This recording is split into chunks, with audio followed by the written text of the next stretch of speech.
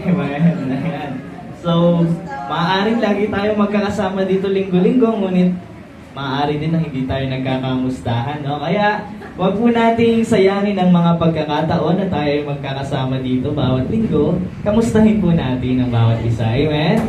Ayan. So, palakpakan natin ang Panginoon dahil dyan, binibigyan niya tayo ng mga kasama sa pagpupuri sa Panginoon. Dahil hindi laging madali ang pamumuhay dito sa mundong ito. Amen?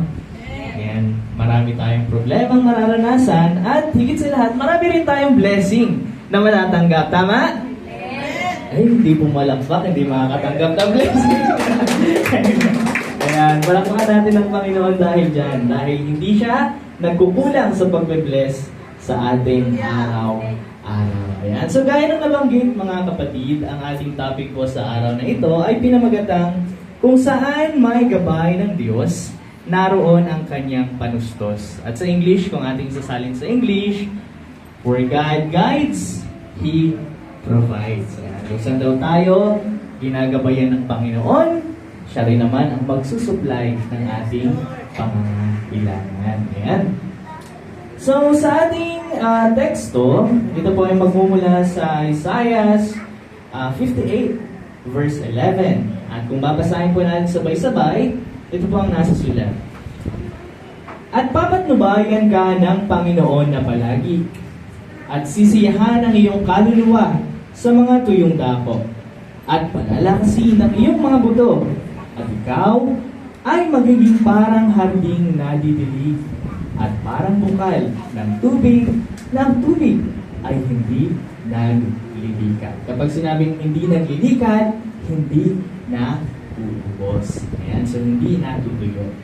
Ayan. So, ipikit po natin ang ating mga mata at iikot po natin ang ating mga ulo. Hingi lamang po tayo ng guidance sa Panginoon.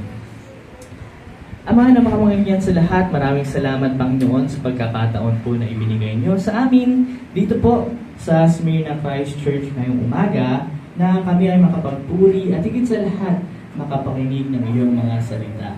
Nawa Panginoon, ang mga mensahe po sa araw na ito ay i-multiply mo Panginoon into hundreds or thousands of messages na maging applicable po sa bawat isa, depende po o ayon sa season na kung nasaan po kami ngayon, ayon sa mga problema na aming nararanasan at sa mga kasagutan sa aming katanungan, sa aming isipan, Panginoon. Maraming salamat Panginoon at gabayan mo rin po ako Panginoon na maibahagi ng tama at kaaya-aya sa iyo ang mga mensahe na aming pag-uusapan at pagbubulay-bulayan sa araw na ito. Maraming salamat Panginoon. Ito lang po ang aming samot dalangin sa matamis na pangalan ng Jesus, sa iyong pangalan ng nag-isang Panginoon na aming tagapagligtas. Amen. Amen. Ayan. So, muli, ang teksto natin ay magmumula sa Isaiah 58 verse 11 na binasa nga natin kanina. Ayan. Ngunit, meron po tayong katanungan muna sa bawat isa para lang magkaroon tayo ng self-reflection. Ano ba? Na unang katanungan ay, naranasan mo na bang sundin ang Panginoon kahit hindi mo alam kung paano kanya susuportahan? Ayan, naranasan na po ba natin ito? Ano ba, naramdaman mo na bang tinatawag ka ng Panginoon sa isang misyon, sa isang gawain, o sa isang desisyon? Ngunit natatakot kang sumunod dahil hindi mo alam kung paano matutugunan ang iyong pangangailangan? Ayan. Kung yan po ay nasagot po natin sa ating isipan, nawa ay mas masagot pa ito ng mas mabuti, no? Ayon sa ating mga pag-uusapan sa araw na ito. Ayan. Dahil hindi naman lingid sa ating kaalaman, maaaring maraming beses na tayo na gusto nating sumunod sa Panginoon. Amen? Gusto nating sumunod sa mga utos niya, gusto nating sumunod sa mga pagtawag niya, gusto nating sumunod sa mga desisyon na naaayon sa nasusulat sa Biblia. Ngunit, tayo ay nangangamba na sa mga maaaring mangyari. At madalas natin itong itinatanong, ano to? Paano ako mabubuhay kung susundin ko ang tawag ng Panginoon?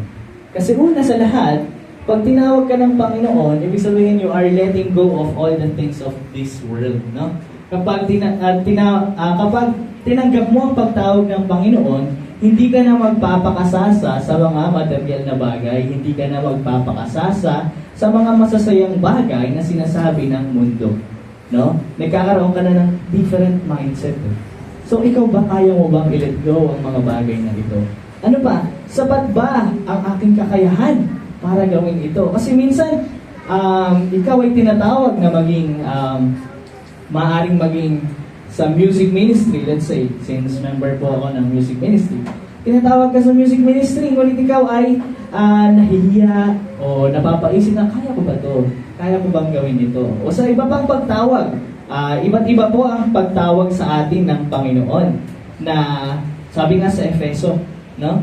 Sa Ephesians 4:11-13, may mga tinatawag bilang maging apostol, maging propeta, evangelista, pastor, at higit sa lahat, mga guro. No? Maaaring ikaw ay napapaisip kung kaya mo bang gawin ang mga ito ayon sa pagtawag sa iyo ng Panginoon. O sa mas madaling mga bagay na ating nararanasan sa pang-araw-araw, kaya ko bang gawin ang mga gawain na ibinibigay o inaatang sa akin ng Panginoon?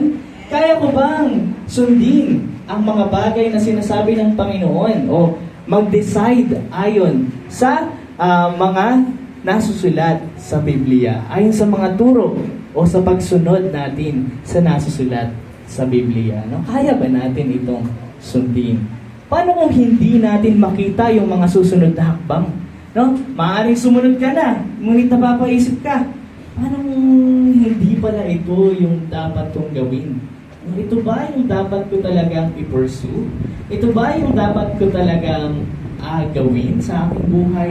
Ito ba talaga ang nais ng Panginoon? O ito lang yung gusto ko? No? Meron tayong mga ganitong katanungan sa ating isipan. Ngunit, iisa lang ang sagot dito, mga kapatid. Kung saan nangunguna ang Panginoon, siya rin ang magpapala.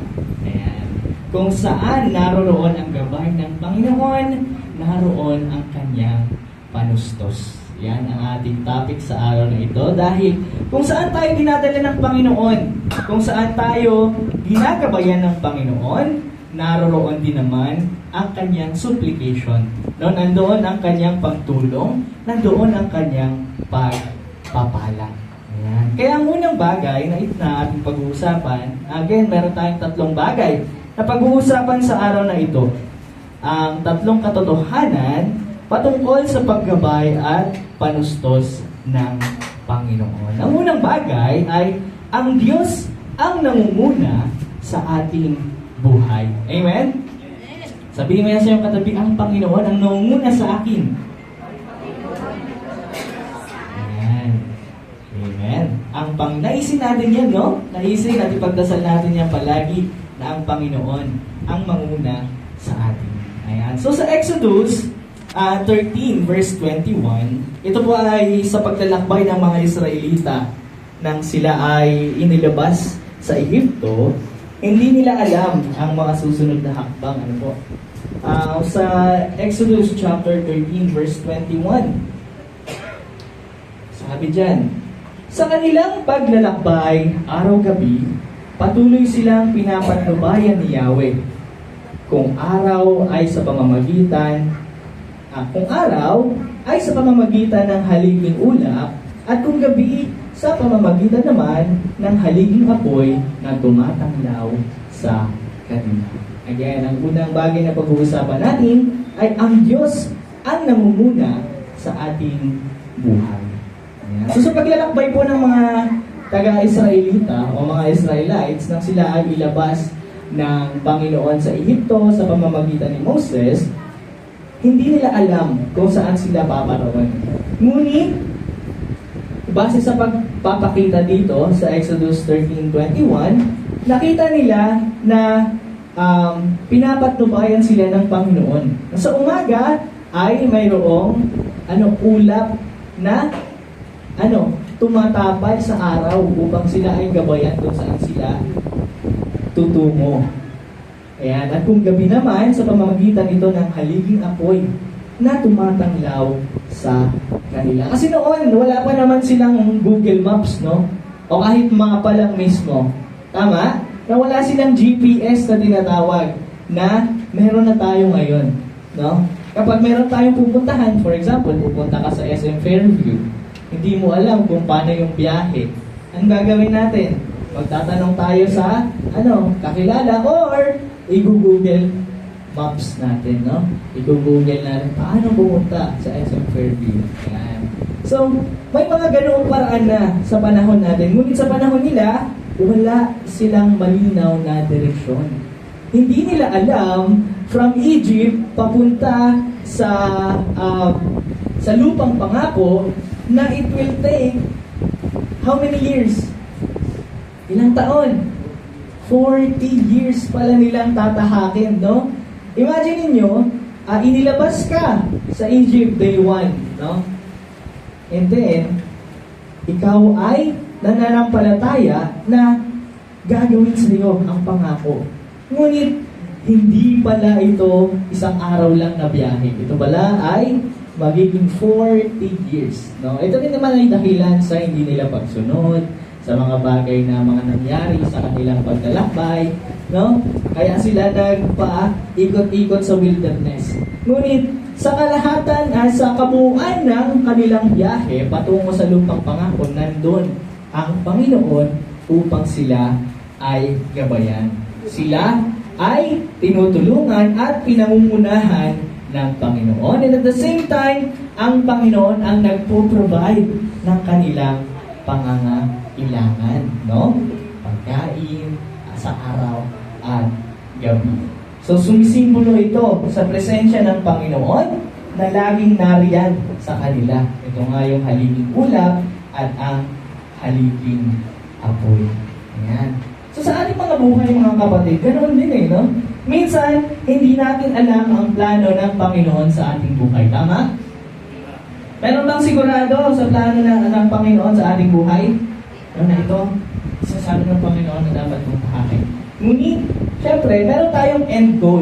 Tama, meron tayong end goal. Ngunit, yung patungo sa end goal na yun, meron pa tayong kasiguraduhan. No, wala. Ngunit, meron tayong pananampalataya at pagtitiwala sa Panginoon. No? Although hindi natin alam kung ano ang mangyayari sa kinabukasan, pero kung susunod tayo sa Panginoon, siya mismo ang mamumuna sa atin. Amen? Palakpakan natin ang Panginoon dahil sa mga kapatid. Siya mismo ang mamumuna sa ating mga buhay. Kaya, meron ba ipinapagawa ang Panginoon sa iyo ngayon?